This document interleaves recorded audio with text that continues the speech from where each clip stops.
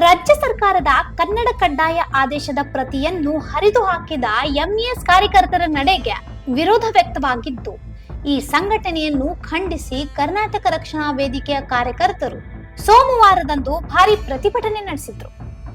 ಜಿಲ್ಲಾಧಿಕಾರಿ ಕಚೇರಿ ಆವರಣದಲ್ಲಿ ಎಂಇಎಸ್ ಕಾರ್ಯಕರ್ತರು ಸರ್ಕಾರಿ ಆದೇಶವನ್ನು ಹರಿದು ಹಾಕಿ ನಾಡದ್ರೋಹಿ ಘೋಷಣೆಗಳನ್ನು ಕೂಗಿರುವುದಾಗಿ ಆರೋಪಿಸಿದ ಕರ್ವೆ ಕಾರ್ಯಕರ್ತರು ಈ ಘಟನೆಯನ್ನು ತೀವ್ರವಾಗಿ ಖಂಡಿಸಿದ್ರು. ಕರ್ವೆ ಕಾರ್ಯಾಧ್ಯಕ್ಷ ನಾರಾಯಣ್ ಗೌಡ್ ಅವರ ನೇತೃತ್ವದಲ್ಲಿ ನಗರದ ಎಸ್ಪಿ ಕಚೇರಿಯಿಂದ ಜಿಲ್ಲಾಧಿಕಾರಿ ಕಚೇರಿಯವರೆಗೆ ಪ್ರತಿಭಟನಾ ಮೆರವಣಿಗೆ ಹಮ್ಮಿಕೊಳ್ಳಲಾಯಿತು.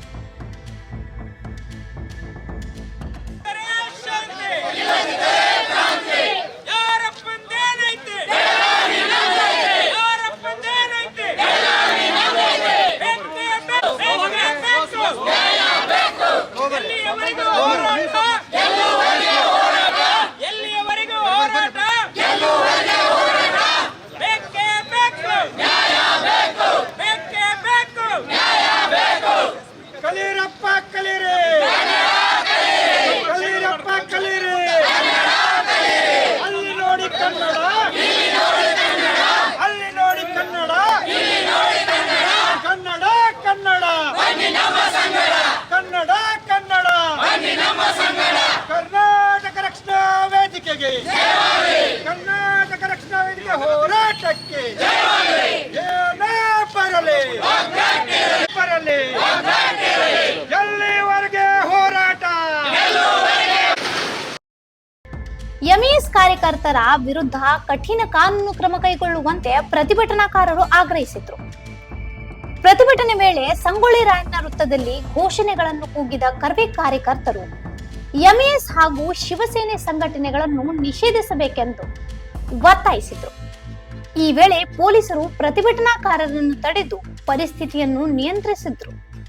ಬಳಿಕ ಜಿಲ್ಲಾಡಳಿತಕ್ಕೆ ಮನವಿ ಸಲ್ಲಿಸಿದ ಪ್ರತಿಭಟನಾಕಾರರ ಮನವಿಯನ್ನು ಬೆಳಗಾವಿ ಉಪವಿಭಾಗಾಧಿಕಾರಿ ಸ್ವೀಕರಿಸಿದ್ರು.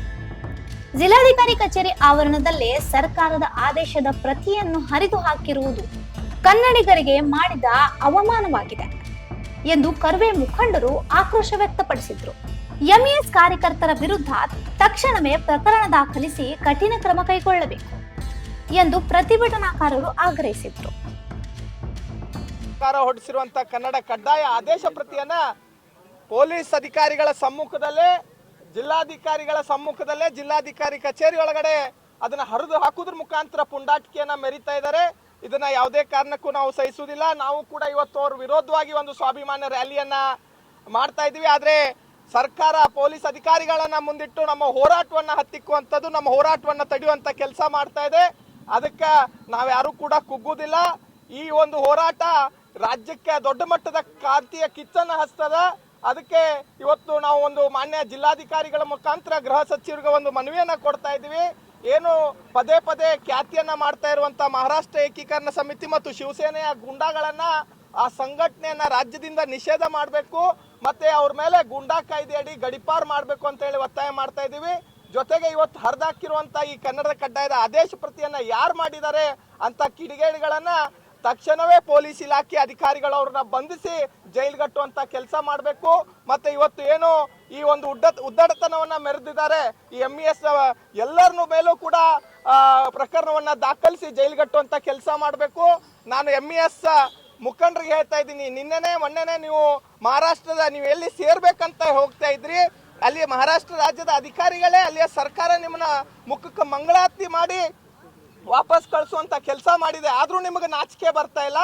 ಇನ್ನಾದ್ರೂ ಕೂಡ ಎಚ್ಚೆತ್ಕೊಂಡು ಇನ್ನಾದ್ರೂ ಕೂಡ ನೀವು ಸುಧಾರಿಸಿ, ಯಾವ ರಾಜ್ಯದೊಳಗಿದ್ದೀರಿ, ಯಾವ ರಾಜ್ಯದ ಅನ್ನವನ್ನ ಉಣ್ತೀರಿ, ಆ ರಾಜ್ಯದ ಭಾಷಿಕರಾಗಿ ಇಲ್ಲಿಯ ಕನ್ನಡಿಗರಾಗಿ ಬದುಕ್ರಿ ಅಂತ ಹೇಳಿ ನಿಮಗೆ ಒಂದು ಎಚ್ಚರಿಕೆಯನ್ನ ಕೊಡ್ತಾ ಇದೀವಿ. ಇದೇ ರೀತಿ ಮುಂದುವರಿತು ಅಂತಂದ್ರೆ ನಾವ್ಯಾರು ಕೂಡ ಸಹಿಸುವುದಿಲ್ಲ.